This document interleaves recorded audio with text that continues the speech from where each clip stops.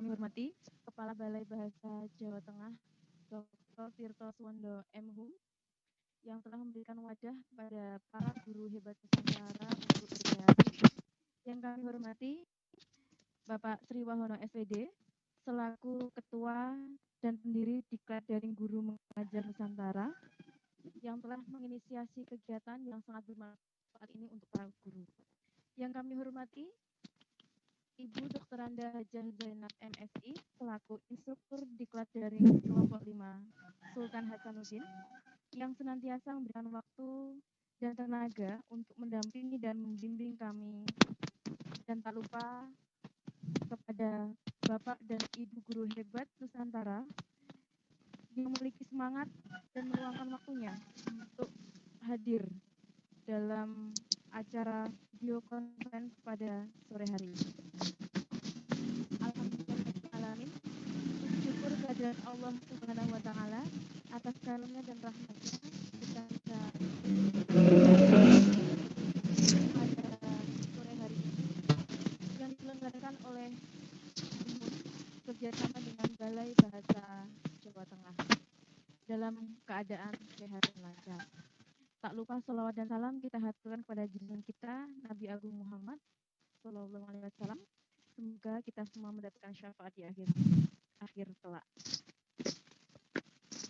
Baik Bapak dan Ibu guru hebat, pada kesempatan yang berbahagia ini akan dipresentasikan tentang pengembangan media pembelajaran LAC pada materi sistem pelumasan pada sepeda motor yang akan dibawakan oleh presenter.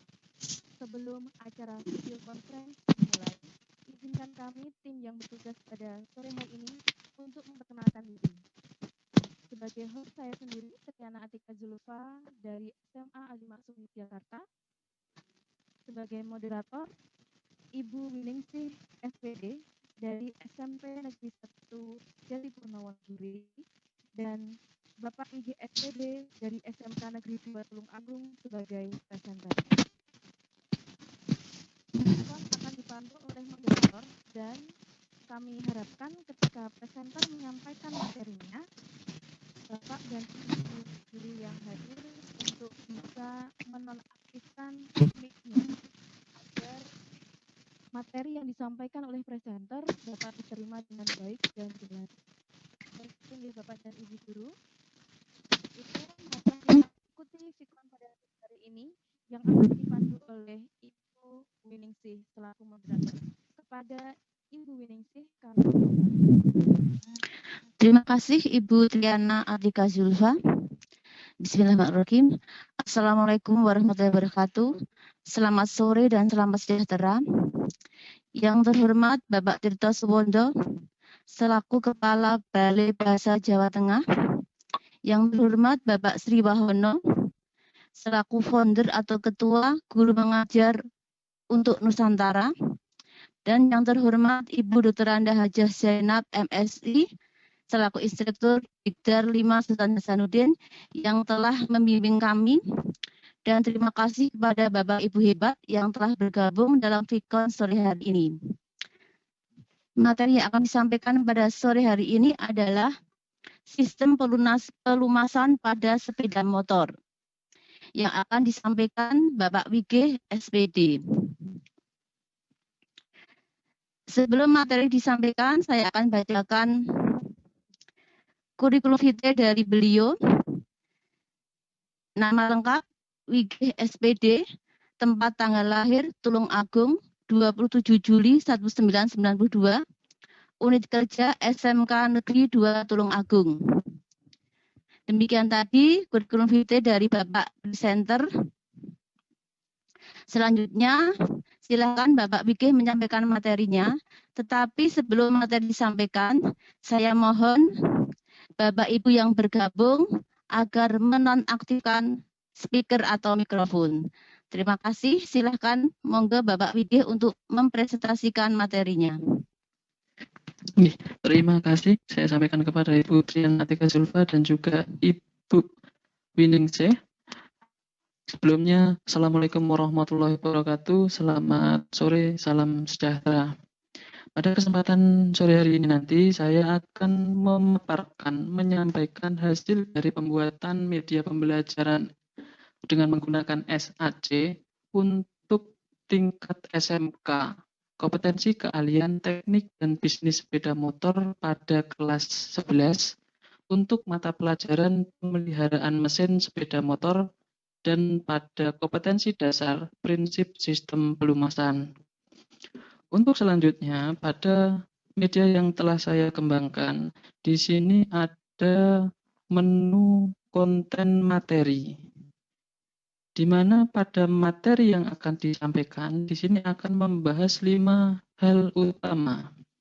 Yang pertama, nanti adalah fungsi sistem pelumasan. Yang kedua, nanti ada jenis-jenis dari sistem pelumasan mesin. Berikutnya ada spesifikasi oli mesin. Keempat, ada macam-macam oli mesin. Dan yang terakhir, nanti ada cara penggantian oli mesin pada sepeda motor. Untuk materi yang pertama, yaitu adalah sistem pelumasan, yang mana sebelum kita menuju ke fungsinya, perlu kita ketahui bahwa sistem pelumasan pada mesin itu merupakan sebuah sistem, salah satu sistem yang fungsinya itu untuk menampung, menghisap, menyaring, dan mendistribusikan minyak pelumas atau oli ke seluruh bagian mesin.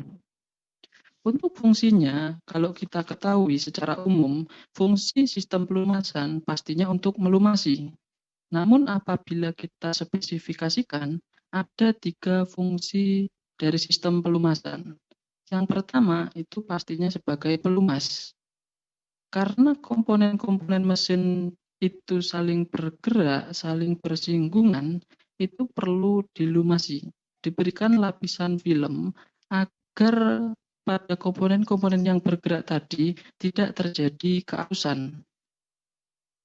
Kemudian yang kedua itu adalah sebagai pendingin. Yang dimaksud dingin di sini bukan berarti sama dengan dinginnya es. Dingin yang dimaksud di sini adalah berkisar antara 90 derajat Celcius. Karena suhu kerja mesin yang baik itu adalah pada 90 derajat Celcius. Maksud dari pendingin, ini ketika komponen-komponen itu saling bergesekan, saling bersinggungan, maka pasti akan menimbulkan panas. Panas itu apabila tidak dikontrol, maka akan terlalu tinggi, terlalu panas, mengakibatkan overheating. Overheating dapat menyebabkan komponen-komponen mesin itu menjadi memuai. Pemuaian yang berlebih itu nanti bisa menyebabkan antar komponen macet. Dan akibatnya komponen nanti akan rusak. Kemudian fungsi yang ketiga itu adalah pembersih. Maksudnya pembersih di sini adalah ketika komponen saling bergesekan, bersinggungan, mau tidak mau apabila sudah di umur mesin yang tua, maka akan terjadi serpihan-serpihan bram-bram, kotoran-kotoran dari antar komponen yang saling bergesekan tadi berada atau jatuh di sekitar komponen-komponen mesin lainnya. Hal tersebut kalau tidak dibersihkan, maka bisa menghambat antar komponen yang saling bergerak. Oleh karena itu, fungsi sistem pelumasan sebagai pembersih itu nanti kalau kita awali, oli yang berada di bak mesin, di karter, itu nanti akan dipompa oleh yang namanya pompa oli, yang sebelumnya disaring oleh filter oli. Kemudian oli tersebut didistribusikan dari komponen mesin yang paling atas. Kemudian oli secara otomatis akan mengalir ke bawah. Proses mengalirnya oli ke bawah itu nanti akan kembali ke bak oli. Sehingga kotoran-kotoran atau bram atau serpian yang terjadi akibat gesekan akan jatuh kembali ke bak oli. Ketika sudah di bak oli, apakah mungkin terjadi sirkulasi kembali ke atas? Jawabannya tidak, karena ada filter olinya. Itu tadi terkait dengan fungsi dari sistem pelumasan. Untuk berikutnya, masuk ke jenis sistem pelumasan mesin. Yang pertama adalah sistem percik. Sistem percik itu digunakan pada sepeda motor tipe lama. Jadi di bagian konstruksi poros engkol itu terdapat sebuah komponen, kalau bahasa bengkelnya itu bandul, bentuknya itu mirip dengan sendok. Jadi ketika mesin itu bekerja, poros engkol itu berputar, maka komponen yang berbentuk mirip sendok tadi akan menampung oli, kemudian ketika berputar akan memercikkan olinya ke bagian-bagian mesin yang lain. Namun pastinya untuk sistem percik ini sudah dalam artian khusus sistem percik itu sudah tidak digunakan karena memang tidak bisa melumasi komponen mesin bagian atas. Untuk jenis yang kedua itu menggunakan pompa.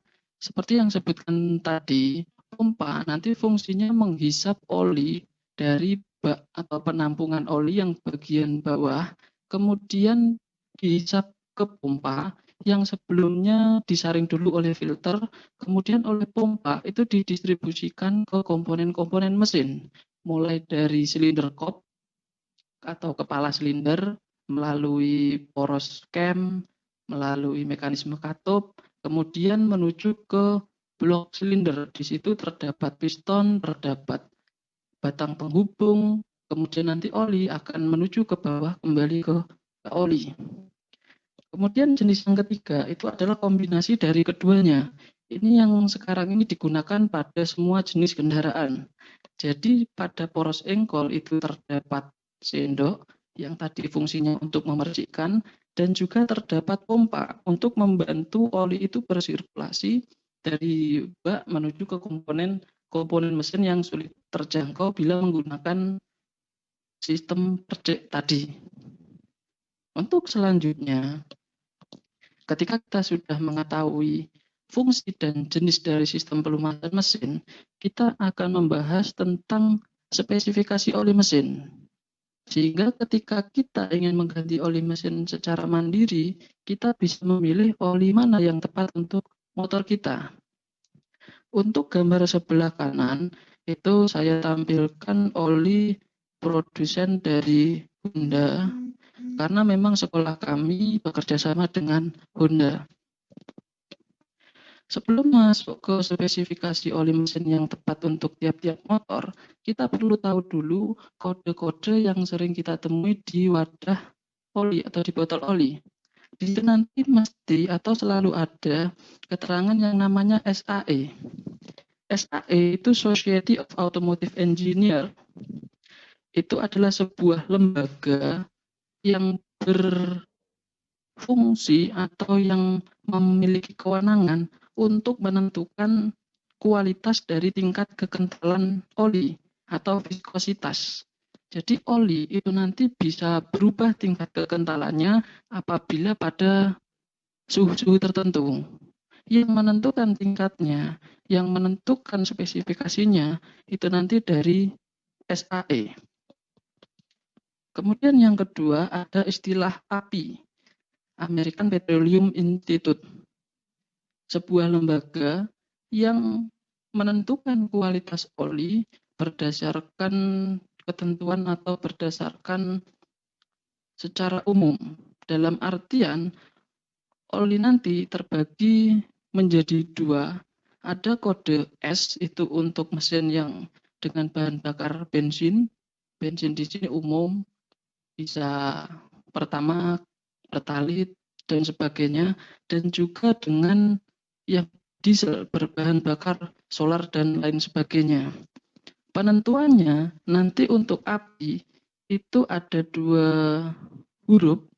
Huruf yang depan itu selalu diawali dari S atau dari C untuk membedakan mana mesin bensin, mana mesin diesel. Kemudian untuk penentuan tingkat kualitasnya itu berdasarkan abjad yang kedua. Abjadnya dimulai dari A sampai dengan seterusnya.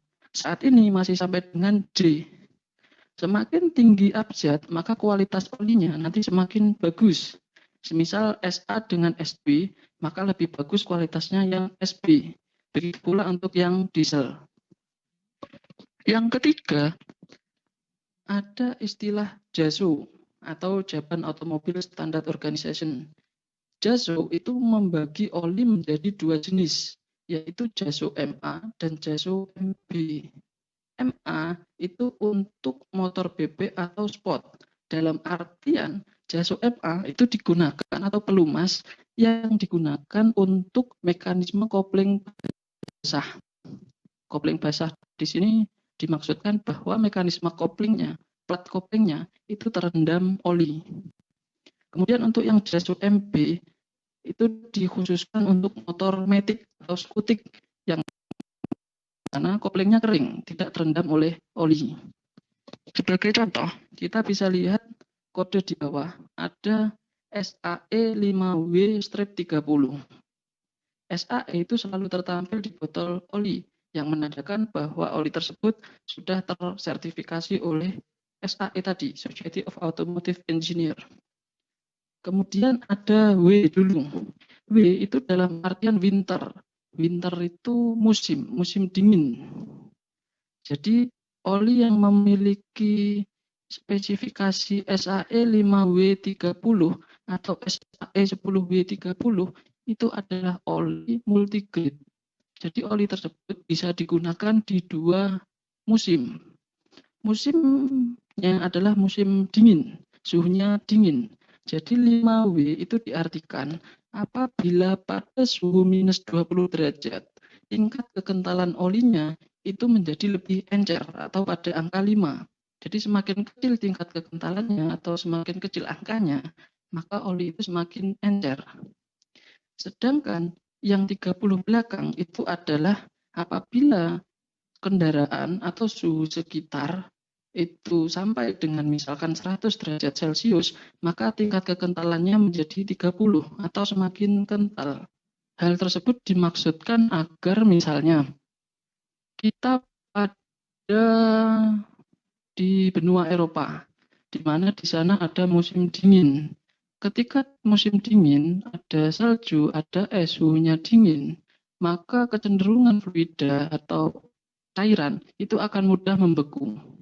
Apabila kekentalannya tinggi, misal tetap 30, maka kemungkinan untuk membeku itu semakin besar. Oleh karena itu, ada jenis-jenis oli atau yang multigrade itu menggunakan bahan dasar yang mampu merubah strukturnya sehingga tingkat kekentalannya menjadi lebih encer. Dengan lebih encer, maka tingkat pembekuannya itu semakin kecil. Sebaliknya contohnya kita berada di benua Afrika. Apabila di benua Afrika suhunya tinggi, maka kecenderungan oli untuk semakin encer itu lebih besar daripada di negara kita yang tropis. Oleh karena itu, oli pada suhu yang tinggi dibuat bisa menaikkan tingkat kekentalannya secara otomatis. Sehingga ketika oli dipakai di benua Afrika, suhunya panas, maka tingkat kekentalannya oli menjadi semakin tinggi atau semakin kental. Nah, itulah oli multigrade yang sekarang ini banyak dipakai. Kalau dulu oli itu single grade, jadi hanya bisa dipakai di satu musim. Misalkan tropis, berarti menggunakan SAE 30. Misalkan di musim dingin, olinya cuma SAE 5, begitu. Kemudian yang sebelah kanan, itu lebih jelas lagi, ada beberapa oli, jenisnya MPX1, MPX2, MPX3 itu nanti tergantung dari pabrikan oli masing-masing. Yang perlu kita lihat bahwa oli-oli tersebut itu diciptakan untuk iklim Indonesia. Iklim Indonesia itu rata-rata menggunakan SAE 10W30. Umumnya seperti itu. Kemudian api servisnya seperti tadi, ada es semua, karena memang sepeda motor umumnya menggunakan bahan bakar bensin. Kalau dulu ada bahan bakar motor itu menggunakan diesel atau menggunakan solar, sekarang tidak ada. Kemudian untuk jasonya ada MA sama MB. MA di situ kalau kita lihat tipe kendaraannya itu untuk kendaraan BB dan juga sport. Kalau untuk MB di situ bisa dilihat kendaraan matic semua. Jadi itulah cara kita memilih oli yang benar. Kita tentukan dulu di mana kita tinggal. Kalau kita tinggal di Indonesia, umumnya yang digunakan itu adalah 10W bagian depannya. Bagian belakang bisa 30 atau 40. Kalau 40 itu biasanya digunakan untuk kendaraan-kendaraan besar. Dalam artian dengan performa yang tinggi, tingkat suhunya bisa semakin panas. Ketika semakin panas, kemungkinan oli untuk jadi lebih encer itu semakin tinggi. Maka tingkat kekentalannya harus bisa menyesuaikan. Jadi dipilihlah SAE-nya yang 40. Untuk materi berikutnya, ini adalah terkait dengan macam-macam oli mesin. Oli yang pertama itu adalah oli mineral. Mineral dan juga sintetis, bahan dasarnya sama dari minyak bumi. Untuk yang mineral itu melalui proses penyulingan mineral. Sedangkan yang sintetis itu sudah terjadi pengolahan kembali. Jadi bisa dibilang lebih bagus, kualitasnya lebih baik. Sedangkan semi sintetis yang nomor 3 itu bukan berarti mineral ditambah sintetis kemudian ketemu di tengah-tengahnya, bukan. Tapi semi sintetis itu gabungan dari keduanya, yang mana kekurangan-kekurangan di mineral disempurnakan dan kelebihan-kelebihan di sintetis itu juga dipertahankan atau bahkan dibuat lebih bagus. Jadi oli semi sintetis itu lebih bagus, lebih cocok digunakan untuk motor-motor dengan performa tinggi. Tabel sebelah kanan itu adalah tabel perbandingan antara sintetis dan mineral.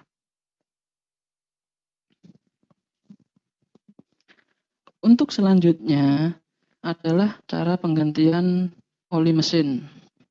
Nah, ini Bapak Ibu yang perlu diperhatikan apabila kita ingin mengganti oli mesin secara mandiri, kita membutuhkan beberapa peralatan dan juga bahan. Jadi apabila nanti ada Bapak Ibu yang ingin melakukan penggantian oli secara mandiri, dipersiapkan dulu alat bahannya. Yang pertama ada obeng minus. Obeng minus nanti berfungsi untuk membuka tutup oli yang bagian atas, di mana bentuk tutup olinya itu menjorok ke dalam, berbentuk min tapi menjorok ke dalam. Nah, berarti nanti posisi obeng min ditempatkan di situ untuk memutar.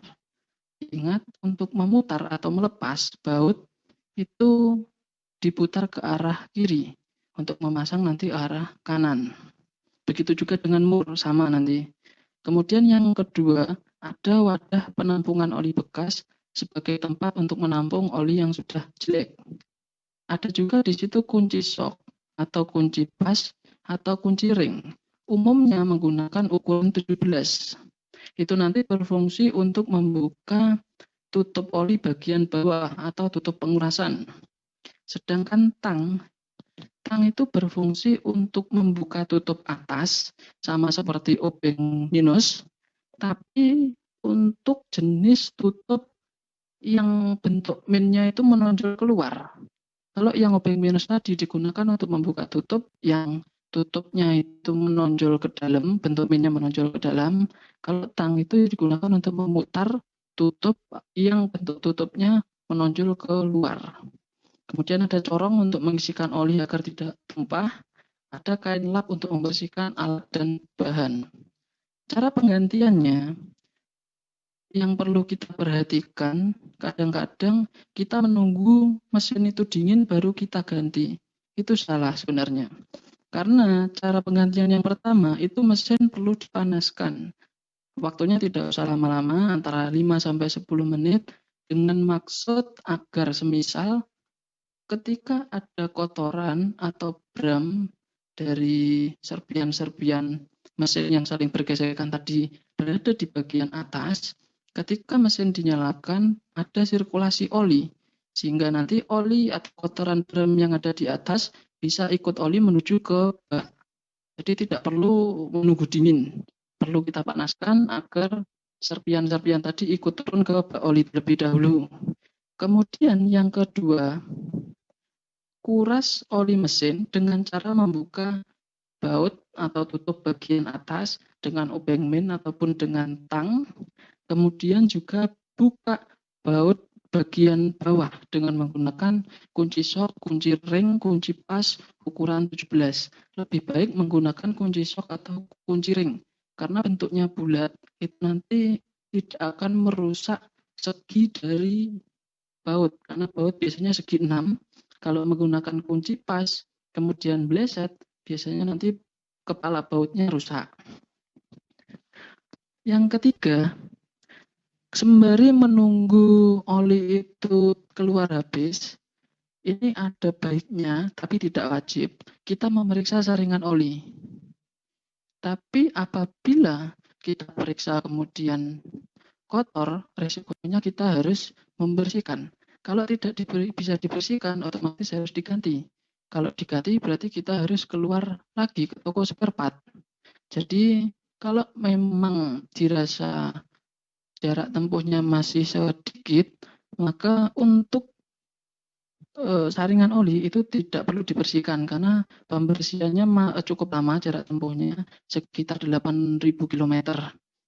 Kalau untuk yang oli itu penggantiannya macam-macam. Secara patokan, misal saya ambil dari Honda, itu penggantian oli pada 4.000 km, setiap 4.000 km. Berbeda lagi ketika kita berada di kondisi kota yang macet. Walaupun jarak tempuhnya belum sampai dengan 4.000, maka ada baiknya oli itu diganti lebih cepat. Karena pada kondisi macet, mesin itu bekerja lebih keras, lebih ekstra keras. Sehingga penggantian oli itu lebih cepat, lebih bagus. Misal di angka 2.000 km seperti itu. Dan juga yang perlu diingat, untuk penggantian oli itu tidak perlu disemprot pakai kompresor. Jadi dibiarkan turun secara alami. Kalau memang diperlukan, nanti kendaraan atau motor itu bisa dimiringkan. Tapi tidak perlu disemprot pakai kompresor. Apabila disemprot, itu nanti bahayanya apabila di komponen atas masih terdapat bram atau kotoran yang belum ikut turun, ketika disemprot bisa terjepit ke komponen-komponen lain. Kalau sampai terjepit, itu nanti risikonya bisa merusak atau menggores komponen-komponen yang lain. Jadi lebih baik tidak perlu disemprot. Namun keseringan di bengkel itu diberikan semprotan kompresor agar istilahnya marem. Karena kalau tidak disemprot nanti masih ada oli di dalam. Tapi sebenarnya resikonya itu nanti apabila ada kotoran, kemudian disemprot, kemudian terjepit di antar komponen, itu nanti yang bahaya. Kemudian setelah olinya sudah terkuras habis, kita tutup lagi baut pembuangan yang bawah, kita tutup menggunakan kunci ring atau sok tadi. Sebelumnya kita periksa dulu apakah bautnya rusak apa tidak. Kalau tidak, kita pasang. Kemudian kita siapkan corong untuk mengganti oli yang baru dengan atau lewat baut yang atas. Untuk jumlahnya berbeda-beda, tergantung dari mesinnya. Biasanya kalau untuk Matic itu berkisar antara 600 sampai dengan 800 cc atau mililiter. Kemudian untuk spot biasanya 1 liter.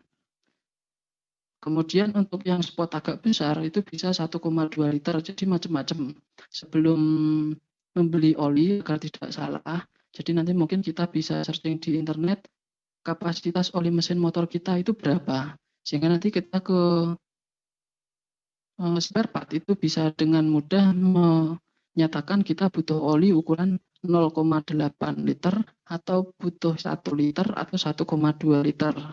Ketika sudah masuk olinya, kemudian kita tutup bagian atas, dan terakhir itu dibersihkan alat dan bahannya. Dan juga apabila ada ceceran oli di sekitar tempat kerja, tempat penggantian, itu juga perlu dibersihkan. Karena risikonya nanti kalau ada yang berjalan melintasi oli yang tercecer, bisa terjatuh. Itu terkait dengan keamanan dan keselamatan. Itu tadi terkait dengan materi sistem pelumasan. Untuk berikutnya adalah evaluasi. Di sini ada petunjuk bahwa untuk memulai evaluasi bisa ditekan tombol start. Dan ada petunjuk lagi bahwa ketika kita sudah memilih salah satu jawaban, otomatis soal akan beralih ke soal berikutnya. Jadi apabila tidak yakin, agar tidak dijawab terlebih dahulu Maka dipikirkan lebih matang, kalau yakin baru diklik, karena soal akan beralih ke soal berikutnya. Kita start.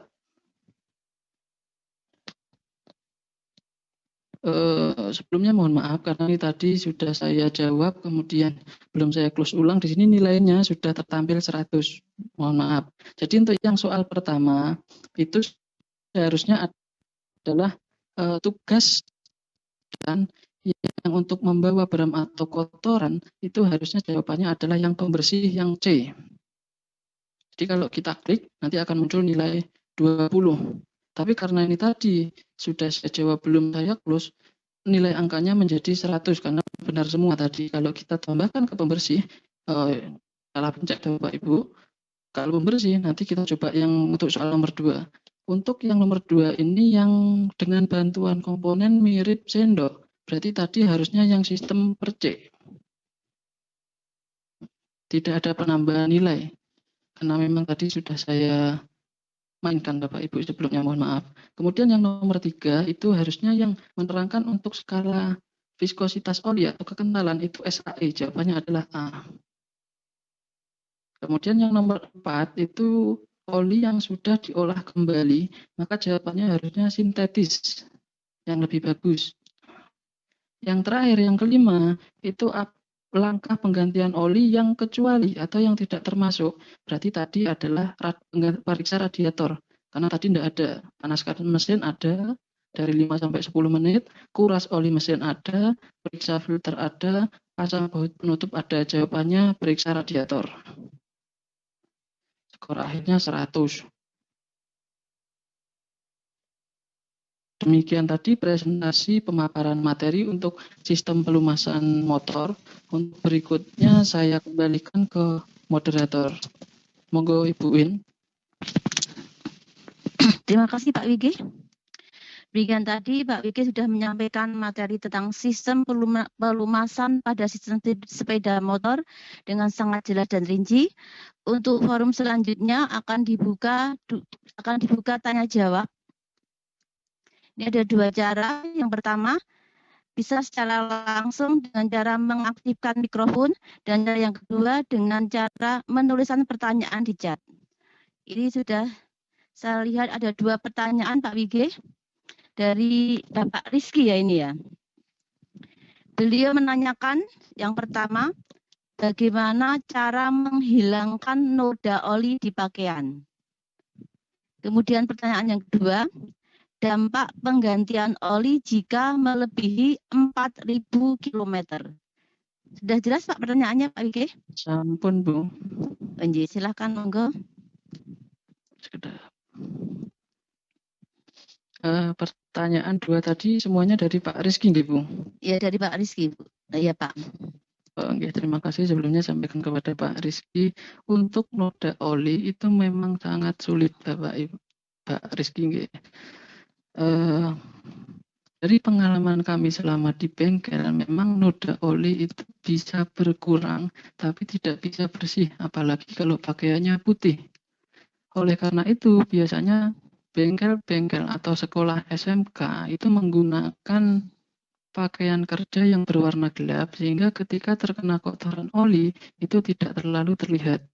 Namun untuk bengkel-bengkel resmi, semisal Honda, itu malah menggunakan putih dengan tujuan yang pertama menampilkan kesan bahwa mekaniknya bersih.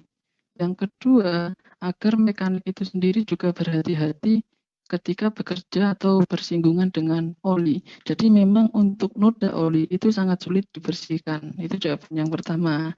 Untuk yang kedua, dampak apabila penggantiannya lebih dari 4.000. Secara fungsi, memang apabila lebih dari 4.000, oli itu masih tetap bisa kita gunakan. Sampai 5.000, 6.000 tetap bisa. Akan tetapi tingkat kekentalannya itu karena sudah sering kita gunakan, maka akan semakin encer.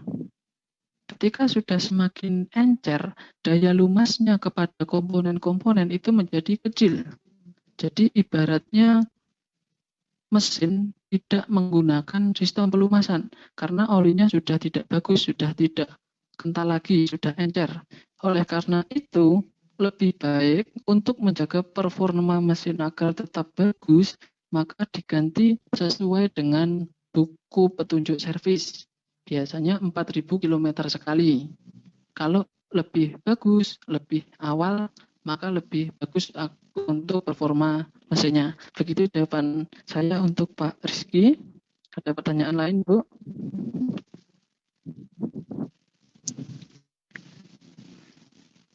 Silakan, mungkin Bapak Ibu ada yang mau bertanya lagi? Monggo.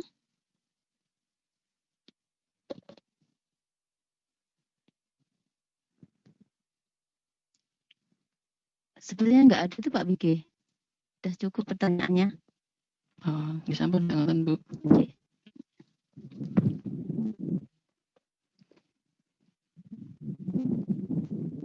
Demikian tadi penyampaian materi dan sesi tanya jawab sudah usai. Untuk selanjutnya, ini Bapak presenter atau Bapak Wigi SPD mau menyampaikan pesan dan kesan dan pesannya selama mengikuti diklat guru mengajar untuk Nusantara. Silakan Bapak Wigi, kami persilakan untuk menyampaikan pesan dan kesan. Baik, terima kasih Ibu. Sebelumnya saya sampaikan banyak terima kasih utamanya kepada Bapak Sri Wahono karena beliau telah memberikan kita sebuah forum, memberikan kita sebuah wadah untuk bisa mengembangkan diri lebih dengan ilmu-ilmu baru dan juga bonus dengan rekan-rekan baru kita guru Nusantara, kita bisa saling mengenal antar guru PAUD, SD, SMP, SMA, SMK, bahkan ada yang dari perguruan tinggi. Jadi saya ucapkan terima kasih kepada Bapak Sri Wahono karena telah memberikan forum yang sangat bermanfaat bagi kami.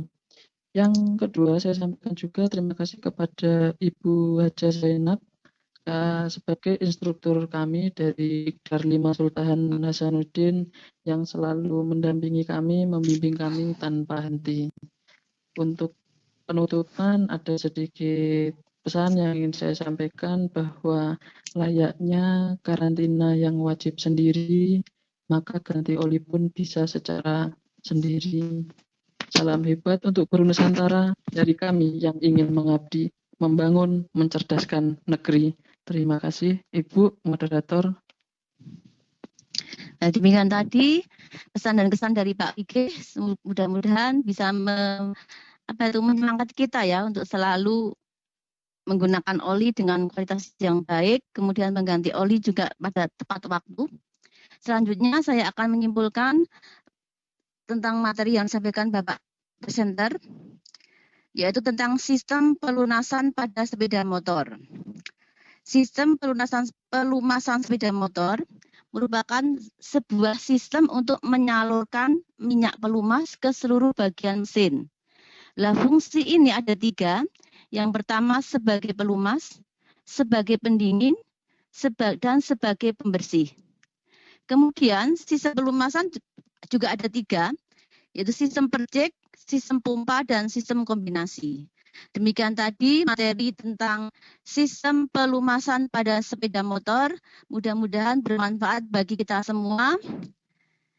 Dan untuk selanjutnya, waktu saya kembalikan kepada saudara host, yaitu Ibu Triana Atika Zulfa. Silakan Ibu Triana Atika Zulfa. Terima kasih Ibu Win selaku moderator pada sore hari ini. Baiklah, kita akhiri acara video conference pada sore hari ini. Terima kasih kepada Bapak dan Ibu guru hebat Nusantara yang telah hadir. Semoga acara pada sore hari ini dapat memberikan wawasan baru dan mungkin bisa memberikan ide-ide segar lain dalam mengembangkan materi dengan menggunakan media pembelajaran SAC. Mohon maaf apabila terdapat tutur kata kami yang kurang berkenan. Salam guru hebat Nusantara. Wabillahi taufiq wal hidayah. Wassalamualaikum warahmatullahi wabarakatuh. Waalaikumsalam warahmatullahi wabarakatuh.